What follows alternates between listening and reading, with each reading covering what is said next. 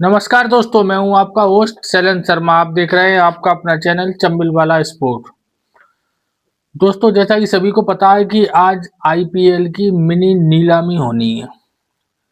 Mini नीलामी दोस्तों, इनका ये रहता है कि जिस टीम में कुछ कमी है, किसी के कुछ खिलाड़ी कोई इंजर्ड हो गए हैं या इनका आउट ऑफ फॉर्म है, जिनको खिलाना नहीं चाहिए, तो मिनी नीलामी होती है कि आप साहब इसमें थोड़ा सा अपना फेरबदल कर लो।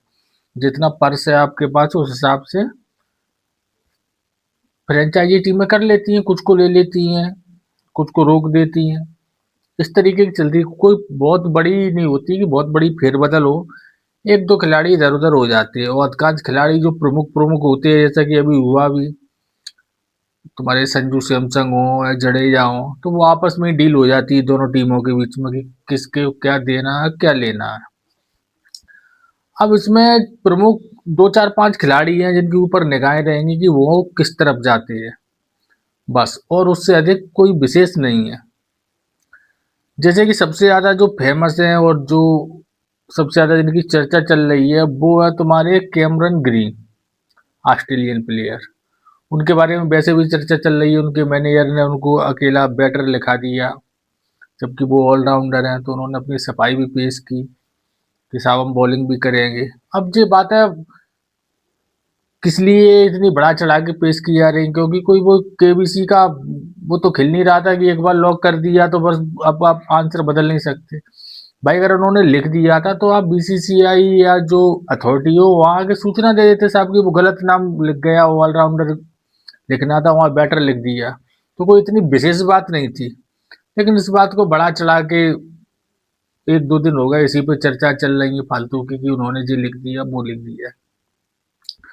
कैमरून ग्रीन है अच्छे प्लेयर, ऑलराउंडर है, बड़े बड़े सिक्स लगाने की उनमें क्षमता है और वो भी दिखा भी रहे हैं। जिस तरीके की अभी जो मैच T20 की ऑस्ट्रेलियन टीम खेल रही है, बड़ा अच्छा प्रदर्शन कर रहे हैं। तो सबसे अधिक निगाह उन पर ही होंगी कि कैमरून ग्रीन को कौन खरीदता है और वो कितनी लंबी उनकी बोली जाती है, कहाँ तक पहुंचती है, क्या कोई रिकॉर्ड तोड़ेंगे वो बोली में, कि क्या उनकी स्थिति रहती है। दूसरे बात की जाए तो कि लिविंगस्टन है, उन पे भी निगाह रहेंगी। आरसीबी में थे वो, लेकिन आरसीबी में चूंकि विदेशी खिलाड़ियों का कोटा लगभग पूरा है, उनकी जगह बन नहीं पाती, वो बैठे रहते हैं बेंच पर, तो उनको इसलिए उनसे हटा दिया गया। और वो सही है, उनके यहाँ जब से वो टिम डेविड आए हैं, जब से इनकी जगह बन नहीं पा रही, और जब एक दो मैच इनको दिए भी थे तो जो पिछले फ्लॉप हो गए थे। लेकिन प्लेयर अच्छे हैं, बड़े बड़े हिट मारने की उनमें क्षमता है, और कई बार उन्होंने कई T20 में साबित भी किया है कि वो अच्छे हिटर है। तो जिस टीम को हिटर की आवश्यकता होगी लिविंगस्टन की तरफ जाएंगे। और एक नाम है साहब पथराना, डेथ बॉलिंग हो या ओपनिंग, पावर प्ले में आप बड़े अच्छे बॉल रहे हैं। वो तो एक ये थोड़ी लोग चर्चा में कि भाई ये सीएसके ने इनको छोड़ क्यों दिया, इन्होंने हमेशा अच्छी बॉलिंग की है, यहाँ थोड़ी वाइट फाइट देते हैं, लेकिन ये उनकी डेथ ओवर में उतनी ठुकाई नहीं होती जिस तरीके की डेथ ओवर में होती है बॉलरों की।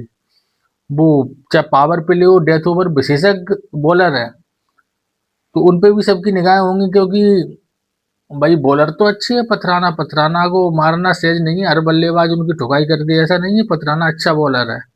ले, लेकिन फिर भी सीएसके ने पता नहीं क्यों उनकी अपनी समझ होगी, तो उन पे भी निगाह रहेंगी लोग कि कौन सी टीम में जाते हैं। प्रयास तो हर टीम करेगी कि अगर वो ठीक ठाक रेट पे मिले तो उनको ले लिया जाए। अगर भारतीय टीम खिलाड़ियों की बात की जाए, फेमस खिलाड़ियों में तो एक ही नाम आता है, और रवि बिश्नोई, जो कि खेल चुके हैं पहले से और जो अच्छी इन्हें कीमत भी मिली है और अच्छे प्लेयर भी है वो। तो स्पिन के जो अभी वर्तमान में है, जैसे अभी भारतीय T20 टीम में वो रहते थे प्रमुख रूप से, मैच भी लगभग खेलते थे, लेकिन जब से एकदम से तुम्हारे वरुण चक्रवर्ती का पीक समय चल रहा है, अब एकदम से उनने जो परफॉर्म की है तो उसके आगे जी फिर दब गए, और उनके आगे फीके भी साबित होने लगे, इसलिए T20 से बाहर कर दिए गए। और कुलदीप यादव तो है ही टॉप के बॉलर, इसलिए। लेकिन मैं इनकी अगर आप परफॉर्म देखो T20 में इंडिया की टीम में, तो कोई कम नहीं थी किसी प्रकार से, लेकिन बस वरुण चक्रवर्ती की बहुत अच्छी हो गई तो मजबूरन में इनको बाहर करना पड़ा। तो इनकी पे लोगों की निगाह होंगी भाई कि ये किस टीम में जाते हैं। और एक है जेमी स्मिथ, वर्तमान फॉर्म जेमी स्मिथ की अच्छी चल रही है। अभी जो टेस्ट श्रृंखला हुई थी उसमें भी जेमी स्मिथ ने बड़ा परेशान किया था इंडिया को, और वो एक बड़े हिटर है, बेसबॉल खेलने की महारत उन्हें हासिल है। कुल मिला के उन पे भी निगाह होंगी। तो यही 4-5 खिलाड़ी हैं, और एक दो और मान लो आप, और कोई विशेष बहुत बड़े बड़े नाम तो है नहीं। हाँ, अनकैप्ड प्लेयर में कुछ ऐसे खिलाड़ी हैं भारतीय, वो आएंगे टीम में 100%, उनको कोई ना कोई टीम लेगी, और उनको रकम भी कब अच्छी मिली। जैसे एक जम्मू कश्मीर के आकिब अली, आकिब नबी है, आकिब अली है, तो वो बड़ा अच्छे स्विंग गेंदबाज है। ऐसे बताया जाता है कि साहब वो उन पिचों पे भी स्विंग उनकी बॉल होती है जहां और कोई नहीं करा पाता। तो ऐसे लोगों पे निगाह रहती है, बड़ा जोरदार तरीके से टीमें निगाह रखती है इन बॉलरों पर। तो इनका भी आने का पूरी उम्मीद है कि किसी न किसी टीम में जाएंगे। एक है प्रशांत वीर, जो बाएं हाथ के हैं स्पिनर, यूपी के, इन पे भी निगाह रहेंगी। जब कोई ना कोई टीम इनको भी बस लेगी, क्योंकि जे वैसे नेट प्रैक्टिस, जो दोस्तों क्या होता है, जैसे कोई टीम होती है तो अपनी प्रैक्टिस के लिए वो एक्स्ट्रा बॉलरों को मंगाती है। जैसे किसी को बाएं हाथ के स्पिनर बॉलर चाहिए, अब टीम में कोई है नहीं उनकी में, तो प्रैक्टिस कहाँ से करे। तो एक्स्ट्रा प्रैक्टिस के लिए बॉलर बुलाए जाते हैं बाहर से। तो जो प्रशांत नीर है, जे भी बाएं हाथ के हैं, और जे भी कई टीमों के प्रैक्टिस बॉलर रहे हैं, नेट पर जो प्रैक्टिस कराते हैं उन उन सदस्यों में जो शामिल रहे हैं। अच्छे स्पिनर है, यूपी के हैं। एक है आलोक शर्मा राजस्थान के, जो फास्ट बॉलर है। और दोस्तों जो 140 किलोमीटर प्रति घंटा की रफ्तार से कंटिन्यूस फेंक सकती है, यह इनमें क्षमता है। तो भारत में ऐसे बॉलरों की आवश्यकता शुरू से ही रही है, और फ्रेंचाइजी टीमें उनको भी रहती है, जो कम से कम 140 अगर फेंक रहे हैं, 4 ही ओवर फेंकाना है, अगर वो 2-3 ओवर लगातार इस स्पीड में फेंकती है तो उनका महत्व तो बढ़ जाता है। हाँ, यह बात अलग है कि लगभग 140-45 के जो बॉलर इंडियन टीम में इंडिया से करते हैं लड़के, वो इंजर्ड बहुत होते हैं, टीम में आए नहीं, 2-4 मैच खेले और कुछ ना कुछ उन्हें समस्या हो जाती है। तो इस पे भी फ्रेंचाइजी टीमें निगाह रखती हैं। जैसे मयंक यादव हैं तुम्हारे, वो जम्मू कश्मीर के, और थे उमरान अली, तो जो आए तो बड़ा स्पीड में, बड़ी ने तेज फेंकी, लेकिन लंबे मैच ही नहीं खेल पाए। 2-4 मैच खेलने के बाद फिर टकने में दिक्कत, कहीं कहीं दिक्कत। तो जो समस्या फास्ट बॉलिंग की रहती है, लेकिन आलोक शर्मा है अच्छे बॉलर, डोमेस्टिक में इनका प्रदर्शन भी अच्छा रहा है। एक है क्रेंस फुलेत्रा, जो भी बाएं हाथ के रिस्ट स्पिनर है, कलाई के स्पिनर है, सौराष्ट्र के हैं ये। तो इन जो भी टीम में आएंगे किसी न किसी, इन पे भी निगाह होंगी लोगों की। और एक है कार्तिक शर्मा, जो निचले क्रम के बल्लेबाज हैं, और जो बड़े बड़े छक्के लगाने के लिए फेमस है, इनमें बड़ा क्षमता है, ये आते कि हम 6 लगाने की क्षमता रखते हैं। तो जे भी होंगे। तो दोस्तों जे कुछ अनकैप्ड और फेमस खिलाड़ी थे जिन पे निगाह रहेंगी, और देखा जाएगा कि कितनी बोली इनकी लगती है।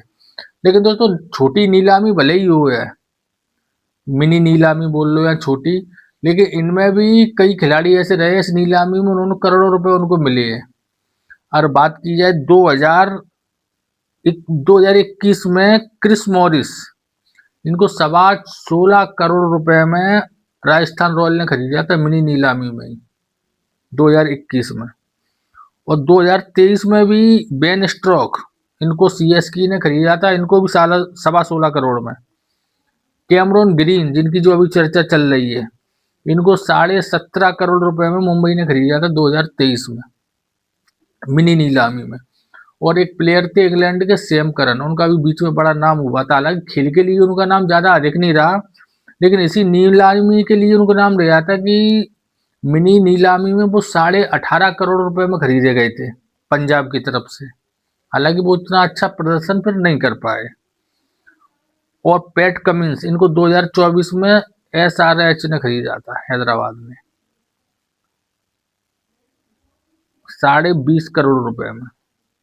और अगर छोटी नीलामी के बॉस कहे जाए, जिनका रिकॉर्ड बना हुआ है, वो मिचेल स्टार्क। इनको साहब 2024 में केकेआर ने 25.25 करोड़, यानी 24.75 करोड़ में खरीदा था।